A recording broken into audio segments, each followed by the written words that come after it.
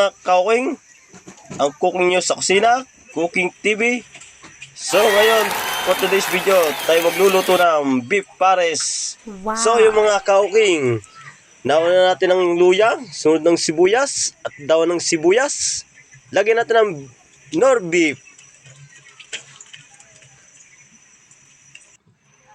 So yung mga kauking, sunod natin ng star anise.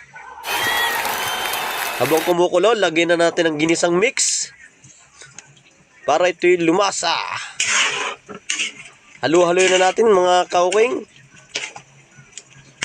Asbok ang usok. Ay siya. Yan na. Lalagyan ng toyo. Halo-haloin. So yung mga kakuking, napabilis ang ating pagbibideo. So yung mga kakuking, luto na ang ating beef pares. Wow. Thank you for watching.